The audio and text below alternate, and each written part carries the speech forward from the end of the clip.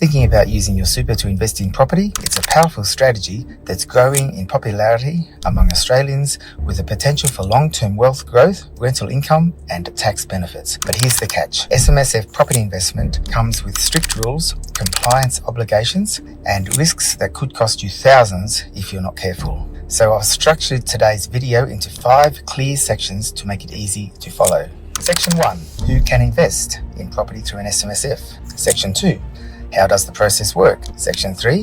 What restrictions and compliance rules must you follow? Section 4. The pros and cons.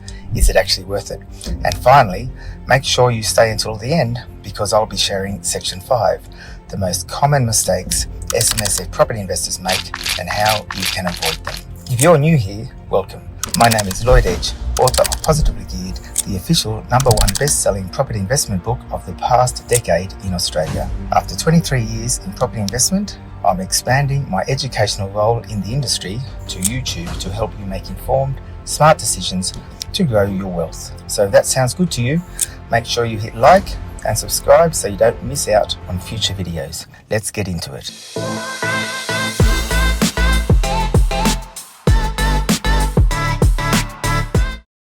Section 1. Who can buy property through an SMSF? Spoiler alert, not everyone is eligible and not everyone should invest in property through an SMSF. That might sound strange, but it's true and crucial to acknowledge and understand. I must also state a clear disclaimer. This content should not be construed as an offer, recommendation, invitation or inducement to subscribe for or purchase any security. The content does not constitute and is not intended to be financial or other advice and is not to be relied upon as the basis for any investment or other decision. I have to mention that as again, it's crucial to understand. So now, let's discover who SMSF property investment is best suited for. People with a high super balance. Many experts are in agreement that having at least $250,000 in your SMSF for property investment turns out to be cost effective. Experienced investors. If you understand property investment and SMS rules, you'll be better equipped to manage their complexities. Business owners. You can use SMSF to buy commercial property and lease it back to your business, creating a strategic advantage.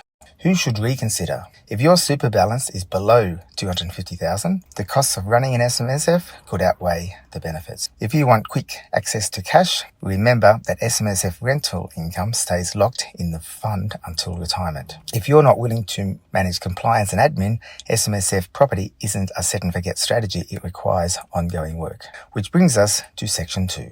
How to buy property through an SMSF. The process of buying property through an SMSF is not the same as a standard property purchase. Here's how it works. Step 1. Set up your SMSF properly. Your fund must be correctly structured to allow property investment. Step 2. Use a limited recourse borrowing arrangement or LRBA. This special loan allows your SMSF to borrow money for property. Step 3. Cover all costs from the SMSF. All mortgage payments, maintenance and expenses must be paid from the fund. You can't use personal savings. And on this note, can you use your SMSF to buy your own home? No. SMSF property investment is strictly for investment purposes. You cannot live in the property, rent it out to yourself or family members, transfer a property you already own into your SMSF. I told you it was highly regulated, which brings us to outlining further restrictions in Section 3. What you can and can't buy. Before you start house hunting, you need to know what's allowed and what's not. With residential property, you can buy a residential property to rent out, but you cannot live in it or let your family live in it. Rent it to yourself or relatives. Buy a property you already own and move it into your SMSF. With commercial property, you can buy commercial property and lease it back to your business, but you must pay fair market value, no mates rates. The rent must be paid on time, in full every time, just like a regular lease. You need regular property valuations to prove compliance. With rural and industrial properties, you can buy farmland or industrial properties as long as they follow the same investment rules. No personal use allowed. What you can't buy through an SMSF. A property you want to live in or rent to family, a holiday home for personal use, land for personal development, a property for flipping or major renovations while a loan is in place. Breaking these rules could lead to serious penalties from the ATO, including fines or losing your SMSF's tax benefits. So with all of this, Should you or should you not buy? The choice is totally in your hands, and the following section will help you with making up your mind on this. Section 4. Pros and cons of SMSF property investment. So, is buying property through an SMSF actually worth it?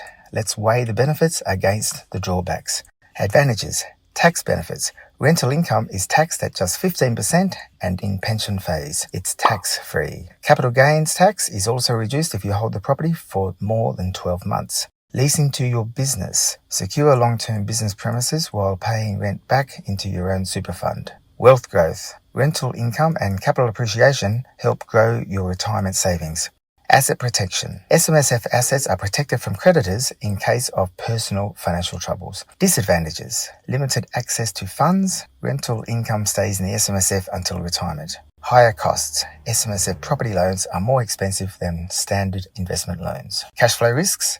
The SMSF must have enough liquidity for loan repayments, property expenses, and member withdrawals. Strict compliance requirements. Annual audits, paperwork, and ATO regulations must be followed or you risk penalties. And speaking of which, as promised, here are the biggest mistakes that investors make when investing through an SMSF. Mistake number 1, not having enough super balance. Without at least $250,000, SMSF property investment may not be cost effective, or you may not buy the property that will suit you the best. Mistake number 2, not budgeting for ongoing expenses. Loan repayments, rates, and compliance fees add up. Mistake number 3, breaking compliance rules. Renting to yourself, using mates' rates, or not paying rent properly can cost you big. Mistake number 4, poor liquidity planning. SMSFs must always have enough cash flow for expenses and retirement payouts. Mistake number 5, thinking SMSF property is a passive investment. It requires active management and ongoing compliance. So, is SMSF property investment right for you? If you've got a high super balance, understand the risks, and are prepared for the responsibilities, it can be a viable strategy for some investors with the right circumstances. What do you think? Drop a comment below with your thoughts or questions. Click on the next video to continue boosting your property investment literacy.